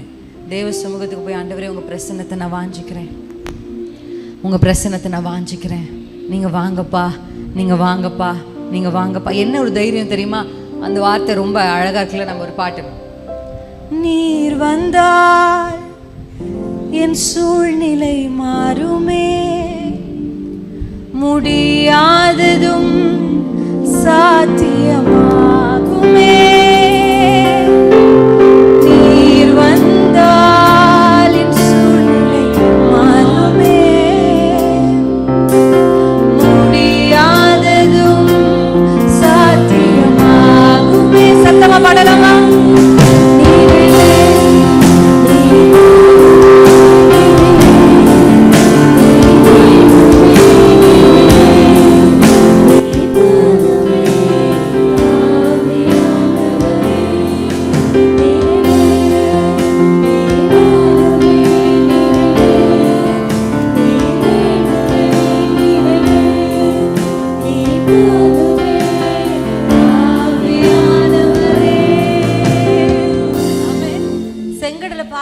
எல்லாரும் புலம்ப ஆரம்பிச்சிட்டாங்க. நம்ம தானே இஸ்ரவேல் ஜனங்க. பின்னாடி வர ஒரு பக்கம் பிரச்சனை வந்தா ஓகே சிஸ்டர், எனக்கு எல்லா பக்கமும் பிரச்சனை. அப்படி யாராவது இங்கே இருக்கீங்களா? இஸ்ரவேல் ஜனங்களை போல முன்பக்கம் முன்ன போகலான்னா முடிய மாட்டேங்குது, பின்னாடி பக்கம் பின்னாடியாவது போயிடுவோம், திரும்பி போயிடலானாலும் முடியல. இப்படி ஒரு சுற்றிலும் பிரச்சனை வந்தோன்னே இஸ்ரவேல் ஜனங்க பயங்கரமாக என்ன பண்ண ஆரம்பிக்கிறாங்க? புலம்புறாங்க, திட்டுறாங்க. இப்போ பொதுவாகவே துதி கூட அவ்வளோ சீக்கிரம் பரவுமான்னு தெரில. என்னுடைய கணவர் சொல்லுவார், என்ன சொல்வார் தெரியுமா? காஸ்பல் பரவுறதை விட காசிப்பு தான் சீக்கிரமாக பரவுன்னு வர. நீங்கள் ஒரு சுவிசேஷத்தை சொல்லுங்கன்னா அது அவ்வளோ சீக்கிரம் பரவாது. நீங்கள் பாருங்கள், இப்போ நானும் வீடியோஸ் எல்லாம், இப்போ மெசேஜ் எல்லாம் நான் என்ன எடுப்பேன்ல, நான் வந்து முன்னாடியெல்லாம் எடுக்கும்போது வெறும் வசனம் மட்டும் பேசி, என்னுடைய பழைய வீடியோலாம் பார்த்தீங்கன்னா அப்படியே டைவர்ட்டே ஆக மாட்டேன், பைபிளும் வச்சுக்க மாட்டேன், அப்படியே நின்று பேசுவேன். 15 நிமிஷம் வசனத்தெல்லாம் அப்படியே சொல்லி அப்படியே பேசி முடிச்சிருவேன். அப்போ ரொம்ப டீப்பாக பேசுகிறீங்க சிஸ்டர் அப்படின்ட்டு ஒரு டைம் வந்து என்ன பண்ணாங்க, சொன்னாங்க. அதுக்கப்புறம் கர்த்தருடைய ஆவியானவர் நடத்த நடத்த நடத்த நடத்த அப்படியே ப்ரீச்சிங் ஸ்டார்ட் பண்ணி பேச பேச பேச இப்போ வீடியோஸ் எல்லாம் போடும்போது எதை ஷார்ட்ஸாக கட் பண்ணி போடுறாங்கன்னா, நான் சொல்கிற சாட்சியை மட்டும் தான் போடுவாங்க. நான் கரெக்டாக எங்கள் அம்மா பற்றி பேசுகிறத மட்டும்தான் கட் பண்ணுவாங்க. ஒரே ஒரு முறை எங்கள் தாத்தா கூட பஸ்ஸில் போனதை சொன்னேன், கரெக்டாக அதை மட்டும், என் தாத்தாவுக்கு என்ன நடந்தது என்றால் அப்படின்னு நான் எதுவுமே போடுறதில்ல யூடியூப்பில். ஓகே, எனக்கும் அதுக்கும் சம்மந்தம் இல்லை, யார் போடுறான்னு கூட எனக்கு தெரியாது. அவங்களா எங்கேயோ பார்த்து அவங்களா வீடியோவை போட்டாங்க, எல்லாரும் பார்க்குறாங்க, எனக்கும் அதுக்கும் என்ன இல்லை, சம்மந்தமே இல்லை. உண்மையாக சொல்லப்போனால் என்கிட்ட யூடியூபே இப்போ தான் நான் ஒரு 2 வாரத்துக்கு முன்னாடி ஓப்பனே பண்ணேன். அதுக்கு முன்னாடி வரையும் கொஞ்ச நாள் யூடியூப்பு, ஃபேஸ்புக்கு, இன்ஸ்டா எதையுமே நான் யூஸ் பண்ணாமல் எல்லாத்தையும் மூடி வச்சுட்டு இருந்தேன். நான் ஒரு சிலதை மட்டும் பார்த்துட்டு இருந்தேன். இப்படி தான் நான் இருந்தேன். அப்போ தான் திடீர்னு நான் எல்லாத்தையும் ஷட் டவுன் பண்ண உடனே ஒரு செய்தி வருது, சிஸ்டர் நீங்கள் பேசின வீடியோ நான் பார்த்தேன். நான் எங்கேயா பேசினேன்? அதெல்லாம் எப்போயோ பேசினது. ஆனால் இதில் என்ன பியூட்டி தெரியுமா? நான் என்ன சாட்சி சொல்கிறேனோ அதை மட்டும் என்ன பண்ணுவாங்க, கரெக்டாக கட் பண்ணி இப்போ வந்து நான் சொல்கிற வசனத்தை ஃபுல் மெசேஜை வந்து ஒரு 45 மினிட்ஸ் வீடியோ போட்டால் கூட இந்த ஷார்ட்ஸில் சாட்சிகளை போட போட போட எல்லாருமே அதில் வந்து நிறைய பேர் அதில் வந்து ஆசீர்வதிக்கப்பட்டிருக்காங்க. கர்த்தருக்கு ஸ்தோத்திரம், நான் தேவனுக்கு நன்றி செலுத்துகிறேன். ஏன்னா இப்போ எங்கே போனாலும் அநேக தேவனை அறியாத பெண்கள் வந்து என்கிட்ட பேசுகிறாங்க. பேசி உங்கள் சாட்சி எனக்கு ரொம்ப ஆசீர்வாதமாக இருந்தது, எனக்கும் பிள்ளை இல்லை, நானும் ஜெபிக்கிறேன், உங்கள் சாட்சி பார்த்ததுக்கப்புறம் எனக்குள்ள ஒரு நம்பிக்கை வருது அப்படின்னு. தகப்பன் இல்லாமல் விதவைகளாக இருக்கிற பெண்கள் என் அம்மாவை பார்த்தோம், தகப்பன் இல்லாமல் இருக்கிற பிள்ளைகள் என்னுடைய தங்கச்சியுடைய சாட்சியை பார்த்தோம், பிள்ளை இல்லாத இருக்கிறவங்க என்ன பார்த்தோம். இப்படி அநேகருக்குள்ள இந்த சாட்சி என்ன பண்ணுது, பெரிய கிரியைகளை செய்திருக்கு, அவங்கள ஜெபிக்க வச்சிருக்கு. ஒரு சிஸ்டர் கடைசியாக நான் ஒரு சர்ச்சுக்கு போகும்போது சொன்னாங்க, சிஸ்டர் வந்து எப்படி உபவாசிக்கணும் ஜெபிக்கணும் ஒரு பிரசங்கத்தை நான் கேட்டேன், எனக்கு உபவாசிக்கிறதுனா என்னன்னே தெரியாது. இப்போ அந்த பிரசங்கத்தை கேட்டு நான் உபவாசத்தை ஆரம்பித்தேன். முதல்ல 1 வேளை உபவாசித்தேன், அடுத்து 2 வேளை உபவாசித்தேன், அடுத்து 3 வேளை உபவாசித்தேன். இப்போ நான் 7 நாள் உபவாசிக்கிற அளவுக்கு கர்த்தர் என்னை வந்து என்ன பண்ணியிருக்கிறாரு. ரொம்ப சந்தோஷமாக இருந்துச்சு. ஆனால் என்னன்னா, இப்படி நான் என் தாத்தாவை பற்றி பேசுகிறதும், என் அம்மாவை பற்றி பேசுகிறதும், என் அத்தையை பற்றி பேசுகிறதும் வைரல் ஆயிரும். ஆனால் நான் வசனத்தை பற்றி பேசுறது, இப்போ ஒருத்தங்க நீங்கள் எப்போ பார்த்தாலும் இதையே தான் சொல்லிக்கிட்டு இருப்பீங்களா? எம்மா நான் எப்பவுமே அதை சொல்கிறதில்ல. அவங்க கரெக்டாக அதை மட்டும் தான் போடுறாங்க. எனக்கும் அதுக்கும் என்ன பண்ணுறதில்ல, சம்மந்தமே இல்லை. இதில் 4 பேர் வந்துடுவோம். அதை நான் எப்பவுமே சொல்லுவேன், பெண்களுக்கு யார் எதிரி சொல்லுங்கள்? பிசாசு இல்லை, பெண்கள் தான். ஹல்லேலூயா. நீங்கள் பாருங்கள், ஒரு பெண் பிரச்சனைன்னு சொல்லிச்சுன்னா அந்த பெண் பிரச்சனைக்கு காரணத்தை தேடி நூல் பிடிச்சிட்டே போய் பார்த்தீங்கன்னா அங்கே ஒரு அம்மா அந்த கடைசி முனையில் பிடிச்சி நின்றுட்டு இருக்கும். புருஷன் இப்படி பண்ணுறாரு அப்படி பண்ணுறாரு அப்படின்னு சொன்னால் கூட அந்த புருஷன் வழியாக நூல் பிடிச்சிட்டே போய் பாருங்க, பின்னாடி யார் இருப்பா? அவரை ஏற்றி விடுற அக்கா, அவரை ஏற்றி விடுற ஒரு அம்மா, யாராவது ஒருத்தர் இருப்பாங்க. ஆமாவா இல்லையா? அக்கா தங்கச்சி கூட பிறந்தவங்களை கல்யாணம் பண்ணவே கூடாது அப்படின்னு சொல்லி ஒரு பயம், ஒரு இதெல்லாம் இருக்குது. ஆமேன். ஆனால் உண்மையாக நான் சொல்கிறேன், நிறைய குடும்பங்கள் இப்படிப்பட்ட குணங்கள்லாம் இல்லாமல் இருக்கிறாங்க. எத்தனை பேர் ஆமேன்னு சொல்கிறீங்க? அல்லேலூயா. தேவனை அறியாதவர்கள் கூட தன் மாமிகளை கனப்படுத்துறதை நான் பார்க்குறேன். எங்கள் வீட்டு பக்கத்துல எல்லாம் 2 பெண்கள் இருக்காங்க. அவங்க மாமி வந்து பயங்கரமாக அந்த அம்மா பேசுவாங்க, பயங்கரமாக பேசுவாங்க. ஆனால் அந்த 2 பிள்ளைகளும் அவங்க மாமியார் அப்படி கனப்படுத்துவாங்க. என் அம்மா சொல்லுவாங்க, இயேசு தெரியாது, தேவன் தெரியாது, வேதம் தெரியாது, ஆனால் அந்த பிள்ளைங்க எப்படி அந்த மாமியாரை கனப்படுத்து எனக்கு சொல்லி கொடுப்பாங்க அம்மா. அப்படி தான் கனப்படுத்துகிறோம் பெரியவர்களை. ஹல்லேலூயா. ஆமாம், அப்படியெல்லாம் தேவனை அறியாமல், அதுதான் ஒரு ரகசியத்தை உங்களுக்கு நான் சொல்கிறேன் பாருங்கள். தேவனை அறியாமலும் தேவனுடைய வார்த்தையை நிறைவேற்றினா அந்த வார்த்தைக்குரிய ஆசீர்வாதம் அந்த குடும்பத்துக்கு போய் சேரும். இப்போ நீங்கள் ஒரு வசனத்தை எடுத்துக்காட்ட சொல்கிறேன் பாருங்க. உண்மையுள்ள மனுஷன் பரிபூர்ண ஆசீர்வாதங்களை பெறுவான். இப்படி ஒரு வசனம் இருக்குல்ல, இந்த வசனத்தையே தெரியாத, பைபிளே தெரியாத, இயேசுவே தெரியாத ஒரு மனுஷன் இருக்காருன்னா, அவர் உண்மை உள்ளவரா இருந்தார்னா அவருக்கு பரிபூர்ண ஆசீர்வாதம் ஆட்டோமேட்டிக்கா போய் சேரும். அல்லேலூயா. இப்ப என்னன்னா, அவர் தேவனையே அறியாம, வசனத்தையே அறியாம வசனத்தை கை கொள்றார் மனசாட்சியின்படி. அதனால அந்த வார்த்தை அவருக்கு என்ன பண்ணுது? ஆசீர்வாதமா மாறுது. இன்னைக்கு தேவனை தெரியும், வேதத்தை தெரியும், ஆனா கீழ்ப்படிதல் அந்த வார்த்தைக்கு இல்லாததுனாலதான் நம்முடைய வீட்டுக்கு அந்த பரிபூர்ண ஆசீர்வாதம் வரல. இன்னைக்கு கிறிஸ்தவர்கள் லஞ்சம் வாங்குகிறவர்களா, கிறிஸ்தவர்கள் பொய் சொல்லி சம்பாதிக்கிறவர்களா, கிறிஸ்தவர்கள் வஞ்சிக்கிறவர்களா, ஒரு வேலை ஸ்தலத்துல தனக்கு கொடுக்கப்பட்ட 6 மணி நேர வேலையை பொறுப்பாய் செய்யாம அந்த 6 மணி நேர வேலையில 2 மணி நேரத்தை எதையோ ஒன்று செஞ்சு கழிச்சா நமக்கு எப்படி ப்ரமோஷன் வரும்? நமக்கு எப்படி இன்க்ரிமெண்ட் வரும்? நமக்கு எப்படி உயர்வு வரும்? நம்மளை எப்படி கர்த்தர் ஆசீர்வதிப்பார்? ஆனா வேதம் தெரியாத, இயேசு தெரியாத, உண்மையாய் உழைத்தால் பரிபூர்ண ஆசீர்வாதம் வரும் என்ற வசனம் தெரியாம அந்த மனுஷன் தனக்கு கொடுக்கப்பட்ட 6 மணி நேரத்துல உத்தமமாய் ஒருத்தன் வேலை செஞ்சா நம்மை விட கர்த்தர் அவனை தான் ஆசீர்வதிப்பார். அதுதான் கீழ்ப்படிதல் உள்ள மேன்மை. அதனால்தான் சொல்லிக்கிட்டே இருக்கிறோம். என்ன சொல்றோம் சொல்லுங்க? வேதத்தை வாசிங்க, வேதத்தை தியானிங்க, அதன்படி வாழுங்க. அதை செஞ்சாலே உங்க வீட்டுக்கு ஆசீர்வாதம் தானா வரும். ஆசீர்வாதத்துக்காக நீங்க 40 நாள் உபவாசம் போட்டா கூட உங்களுக்கு என்ன வராது? ஆசீர்வாதம் வராது. ஆனா வார்த்தைக்கு கீழ்ப்படிஞ்ச ஆசீர்வாதம் என்ன பண்ணும்? நன்மையும் கிருபையும் என்னை தொடரும். அது எப்படி தொடரும் தெரியுமா? ஒரு நாள் தொடர்ந்து அடுத்த நாள் என்னை விட்டுட்டு போயிடாது. வாழ்நாள் எல்லாம், என் வாழ்நாள் எல்லாம் நன்மையும் கிருபையும் தரும். அல்லேலூயா. இதுக்கப்புறம் நீங்க கடலை பார்த்து கேள்வி கேட்கணும். என்ன கேட்கணும் தெரியுமா? கடலே யாரை பார்க்குற தெரியுதா? இஸ்ரவேல் ஜனங்கள்லாம் அழுது புலம்பும் போது மோசேயும் கொஞ்சம் அவங்க கூட சேர்ந்து என்ன பண்ணிட்டாரு? அப்படியே கொஞ்சம் காதில் கேட்க நம்மளும் அப்படியே பேச ஆரம்பிச்சிடும். நம்ம அந்த அக்காவை பற்றி நல்லா தான் பேசின்னு இருப்போம். ஆனால் ஒரு அக்கா வந்து சொன்ன உடனே இது வரைக்கும் அந்த அக்கா கட்டின புடவை நல்லா தான் இருந்துச்சு, அது பாரு ஒரு மாதிரி புடவை கட்டுதில்ல அப்படின்னு ஒரு அக்கா உங்கள் காதில் சொன்ன உடனே இப்போ பார்த்தா ஆமாம் இல்லை இந்த அக்கா ஒரு மாதிரி தான் புடவை கட்டுது அப்படின்னு உங்களுக்கு உள்ள வந்துடும். அதே மாதிரி மோசே நல்லா தான் இருந்தார் மனுஷன். இவங்க சுற்றி இருக்கிற எல்லாரும் அல்றதை பார்த்த உடனே இவரும் புலம்ப ஆரம்பிச்சார், இவரும் அள்ள ஆரம்பிச்சார். உடனே ஆண்டவர் என்ன சொன்னார் தெரியுமா? மோசே கிட்ட, மோசே என்ன பண்ணிக்கிட்டு இருக்க? அவங்க தான் செங்கடலை பார்த்தா அழுவாங்க, அவங்க தான் செங்கடலை பார்த்தா புலம்புவாங்க, ஆனா நீ புலம்ப கூடாது, ஏன்னா உன் கையில் நான் என்ன கொடுத்துருக்கிறேன்னு கேட்கிறாரு ஆண்டவர். மோசே சொல்றாரு, என் கையில வெறும் காஞ்ச கோல் தானப்பா இருக்கு, அதுதானப்பா இருக்கு, என்கிட்ட என்னப்பா இருக்கு, எனக்கு என்னமோ கொஞ்சம் தான் ஜெபிக்க தெரியும், நான் என்கிட்ட என்ன விசேஷம் இருக்கு? ஆண்டு சொல்ல, மோசே நீ என்னால் அழைக்கப்பட்டவன், நீ என் பிரச்சனத்தை சுமக்கிறவன், நீ செங்கடலை பார்த்து அழக்கூடாது, மற்றவங்க ஒரு பிரச்சனையை டீல் பண்ற மாதிரி நீங்க டீல் பண்ணக்கூடாது, மற்றவங்க ஒரு வேதனை ஒரு பிரச்சனை வந்த உடனே அவங்க பேசுற மாதிரி நீங்க பேசக்கூடாது. கர்த்தர் சொல்றாரு, மோசே எழும்பு, உன் கையில் இருக்கிற கோலை எடுத்து செங்கடல் மேல என்ன பண்ண? அடி. அடித்த உடனே கர்த்தர் ஒரு காற்றை வீச பண்ண, அதான் கர்த்தருடைய பிரசன்னம். அல்லேலூயா.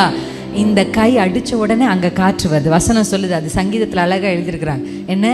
ராம் முழுவதும் கர்த்தர் இந்த செங்கடல் மேல் ஒரு காற்றை வீச பண்ணினார். எத்தனை பேர் நம்புறீங்க? அதான் நான் நேற்றும் சொன்னேன், கை உயர்த்தி ஜெபம் பண்ணுங்க. செங்கடலை பார்த்த உடனே புலம்புறது வேற ஆள். கோலியாத்தை பார்த்த உடனே புலம்புறது அது சவுலும் யோனத்தானும் இஸ்ரவேல் ஜனங்களும். கோலியாத்தை பார்த்து தாவீது புலம்ப மாட்டார், கோலியாத்துக்கிட்ட பேசுவார். முதல்ல நினைச்சாரு, அடுத்து என்ன பேசினாரு? நான் உனக்கு செய்வேன், இன்னைக்கு உன் தலைகளை இந்த பட்சிகளுக்கு நான் கொடுப்பேன் சொன்னாரா இல்லையா? சவால் விட்டார், சொன்னாரு, சொன்னபடியே கர்த்தர் அவரை கொண்டு செய்து முடித்தார். அல்லேலூயா. எத்தனை பேர் நம்புறீங்க? உங்க விசேஷம் என்ன சொல்லுங்க? என் விசேஷம் என்ன தெரியுமா? கர்த்தருடைய பிரசன்னம் தான். கர்த்தருடைய பிரசன்னம். என்கிட்ட பெருசா எதுவுமே இல்லை, ஆனா தேவ பிரசன்னம் இருக்கு. தேவ பிரசன்னம். பேதுரு கிட்ட போய் கேட்டு பாருங்க, பேதுருவே உனக்கு என்னப்பா விசேஷம்? நான் மீன் பிடிக்கிறவனா தான் இருந்தேன், ஆனா அப்போஸ்தலர் 2ஆம் அதிகாரத்துல பயந்த ஆவியை உடைய பேதுரு. ஆமா, ஆமென், ஆமென். ரோமர்ல வாசிக்கிறோம், கர்த்தர் உங்களுக்கு பயத்தின் ஆவியை தரல, அன்பும் பலமும் அன்பும் தெளிந்த புத்தியின் ஆவியை உங்களுக்கு கொடுத்திருக்கிறார். இந்த பரிசுத்த ஆவியானுடைய பிரசன்னம் உங்கள் மேல வரும் பொழுது உங்களுக்கு ஒரு பிரச்சனையை பார்த்து பயம் வராது. என்ன வரும் தெரியுமா? அந்த பிரச்சனையை பார்த்தோன்னே பலன் வரும். பிசாசை பார்த்தோன்னே உங்களுக்கு பயம் வராது, பிசாசை பார்த்தோன்னே உங்களுக்கு ஒரு பலன் வரும். அப்படிதானே வந்துச்சு?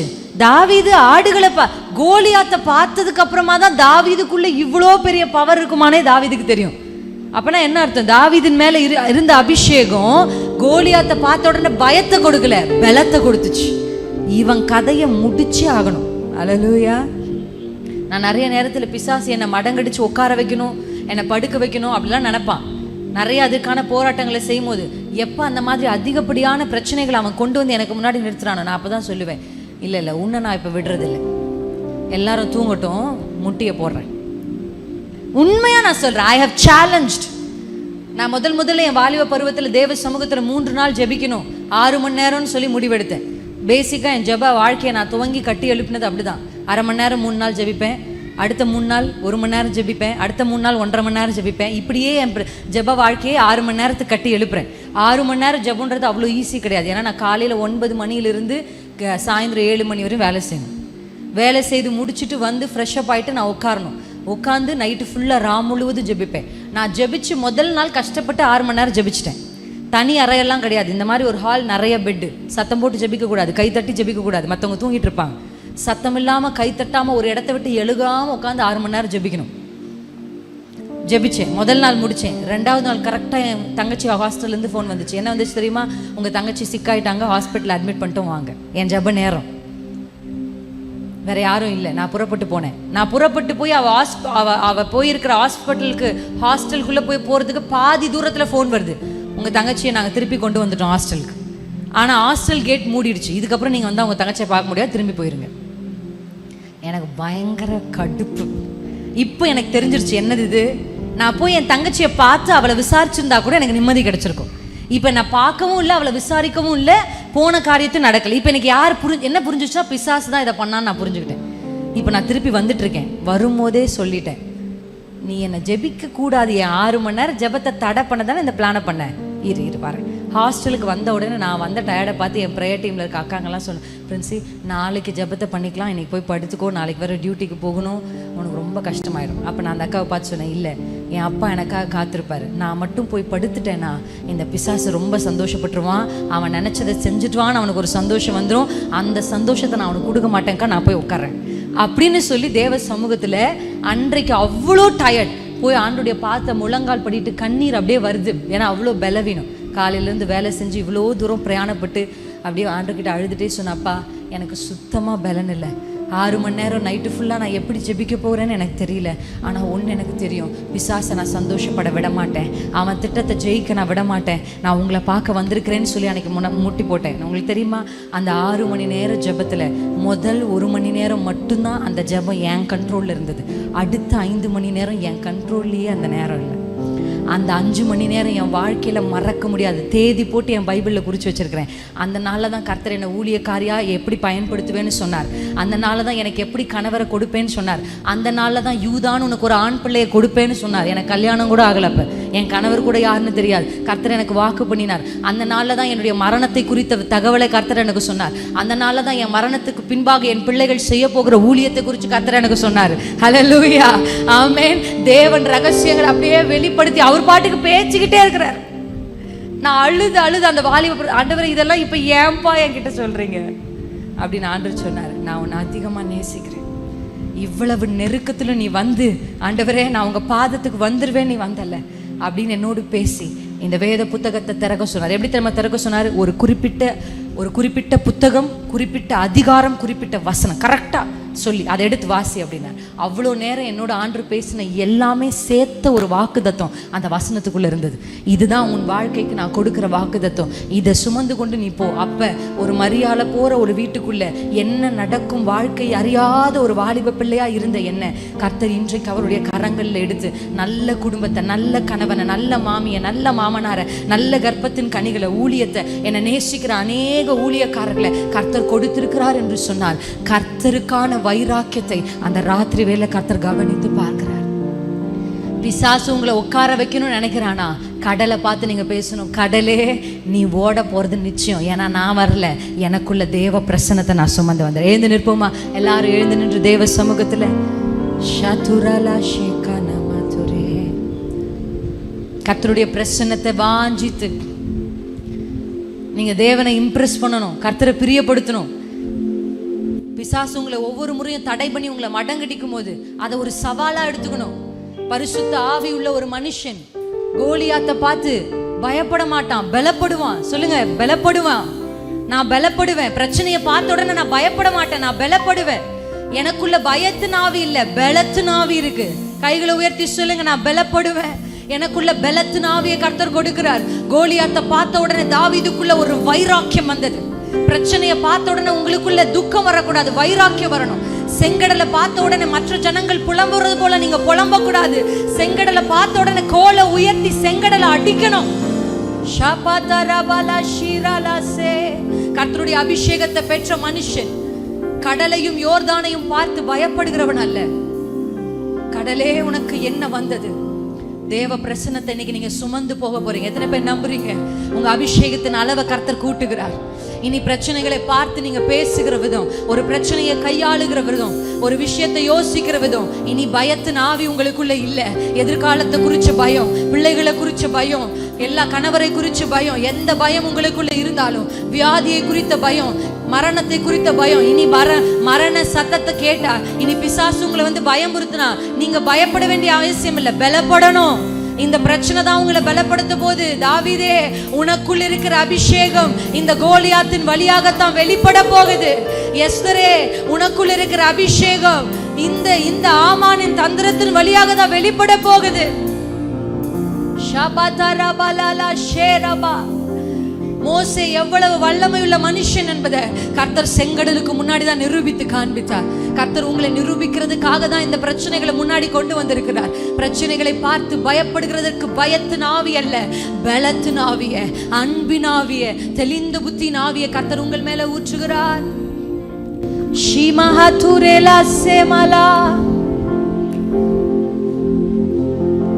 ஊற்றிட வேண்டுமே,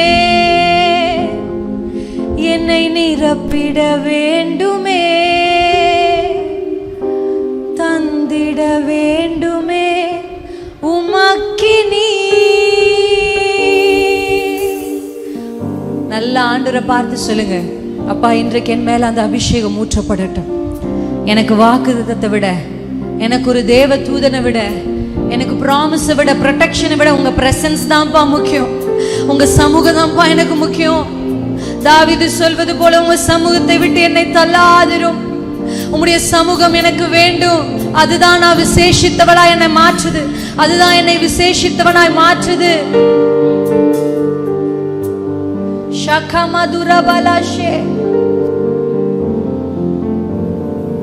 கைகளை தட்டி நம்ம பாட போறோம்.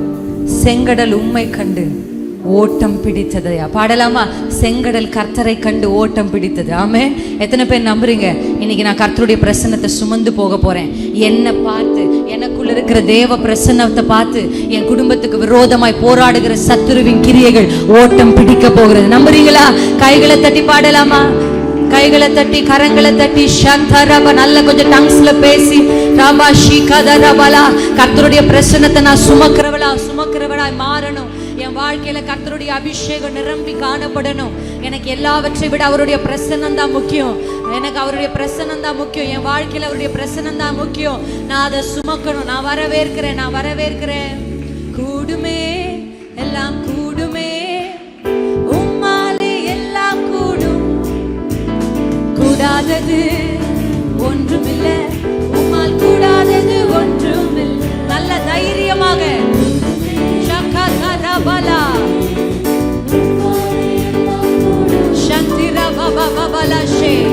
கடலே, உனக்கு என்ன வந்தது? செங்கடல்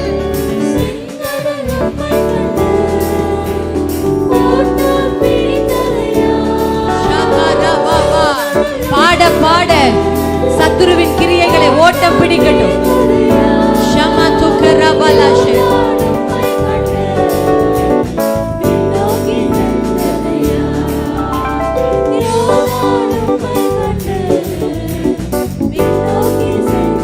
நல்ல சத்தத்தோடு, பலத்தின் ஆவியோடு, எல்லாம் கூடுமே, உம்மாலே எல்லாம் கூடும். கூடாதது ஒன்றுமில்லை, உம்மால் கூடாதது ஒன்றுமில்லை. கூடுமே. ஆமென். மனுஷரால் கூடாதவைகள் தேவனால் கூடும். மனுஷரால் கூடாதவைகள் தேவனால் கூடும். நல்ல கைகளை வேகமா தட்டி கர்த்தருக்கு நன்றி சொல்லுங்க. ஷாதா பாபா நிகரபலா. அந்நிய பாஷையில பேசி கர்த்தருடைய மகத்துவங்களை பஷிதரா பாபா. நல்ல கைகளை தட்டி கர்த்தருக்கு கர்த்தருக்கு மகிமை செலுத்துவோமா? கடைசியா ஒரு நிமிஷம் ஆண்டவருடைய பிரசன்னத்தை சுமக்க விட்டு கொடுங்க. கதவை திறந்து கொடுங்க, உங்க இருதயத்தை திறந்து கொடுங்க. ஓபன் பண்ணுங்க, ஓபன் பண்ணுங்க. ஆண்டவரிடத்துல சொல்லுங்க, உங்க பிரசன்னம் என்ன நிரப்பட்டும். இனி செங்கடலை பார்த்து பேசுகிறவளாய், இனி மலையை பார்த்து பேசுகிறாய். கர்த்தருடைய பிரசன்னத்துக்கு முன்னாடி மலைகள் மெழுகு போல, இன்னைக்கு உங்களுக்கு முன்னாடி இருக்கிற மலையெல்லாம் மெழுகு போல உருகட்டும். உங்களை பயமுறுத்துகிற மலைகள் உருகட்டும், உருகுது இயேசுவின் நாமத்துல, கர்த்தருடைய பிரசன்னத்துல. எதிர்காலத்தை குறிச்ச பயம் என்கிற மலை இயேசுவின் நாமத்தில் உருகுது. கர்த்தருடைய அக்கினி, கர்த்தருடைய அக்கினி. பர்வதங்களை பர்வதங்களை பர்வதங்களை பதரை போல ஆக்குகிற கர்த்தருடைய பிரசன்னம்.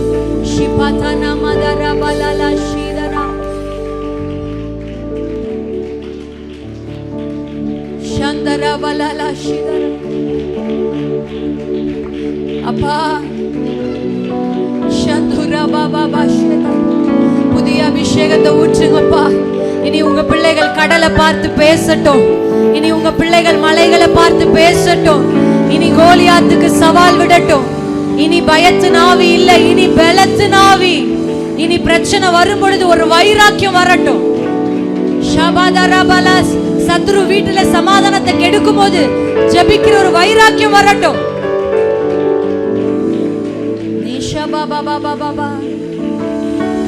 இவர்கள் சந்திக்கிற பிரச்சனையே இவர்களுக்குள்ள இருக்கிற அபிஷேகத்தை வெளிப்பட செய்யட்டும். உம்முடைய ஊழியக்காரியாய் உம்முடைய சமூகத்துல கர்த்தருடைய திருச்சபைக்கு வந்த ஒவ்வொருவரையும் இன்றைக்கு கர்த்தர் பிடித்திருக்கிற அந்த வைராக்கியத்தின் ஆவியானவர், வைராக்கியத்தின் ஆவியானவர் சத்துருவுக்கு சவால் விடுகிற ஒரு தலைமுறையை கர்த்தர் எழுப்பி இருக்கிறதற்காக நன்றி. உடைய பிள்ளைகளை கர்த்தர் நீ தொடர்ந்து நடத்தும். நல்லா கைகளை தட்டி அப்பாவுக்கு நன்றி சொல்லுங்க.